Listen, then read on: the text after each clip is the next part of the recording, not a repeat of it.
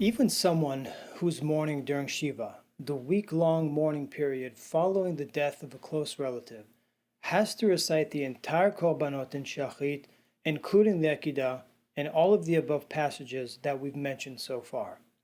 We see from this that even in the unfortunate state that a mourner is in, he's still obligated, and he's not exempt, from reciting these passages.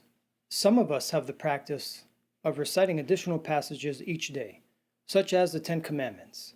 This is not included as part of the prayers, and it's generally recited by individuals on a voluntary basis. The custom of Sephardic Jews is not to recite the extra passages at all. In Masechet Brachot 12a, our sages taught that during the time of the Bet HaMikdash, the Kohanim used to recite the Ten Commandments each day.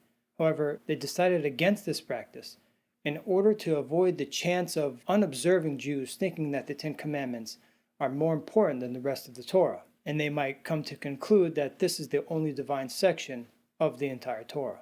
When it comes to the Torah portion of the Ten Commandments being read in the synagogues, many communities have the custom to stand while the Torah portion is being read.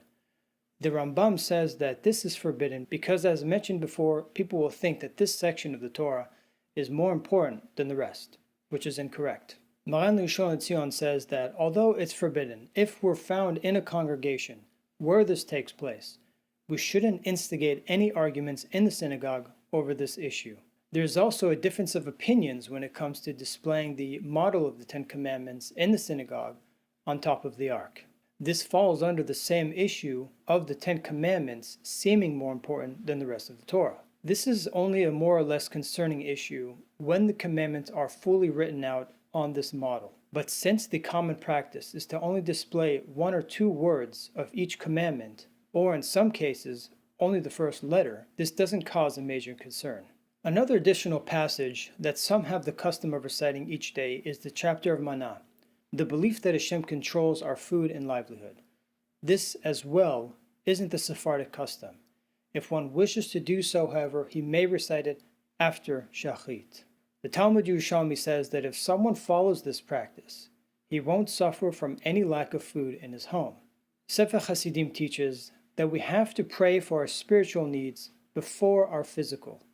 And if we're to recite the chapter of Manah before Shachrit, it would seem as if we're doing just that. According to this, it is permitted to recite it after Shachrit. Some have the custom to say the passage of the Kiyol. This is the wash basin where the Kohanim would rinse their hands and feet before the offerings, as well as the passage of Tirumat HaDeshen. This is the removal of the burnt ashes from the altar, as well as the passage describing the golden altar. For Sephardic Jews, we don't recite these since they don't appear in the instructions given by the Arizal. Some observe the practice of reciting part of Perek Shira daily and completing it over the course of a week. Our sages said that anyone who does this is assured a portion in the world to come, and that he won't forget his Torah learning. But the sages didn't just mean to read it, but rather to engage in it, meaning to give it much more thought and derive ethical teachings from its passages. It's also to remind and humble ourselves to realize how lowly of creatures we are in comparison to Hashem, and to realize how much more we must strive to obey Him and worship Him.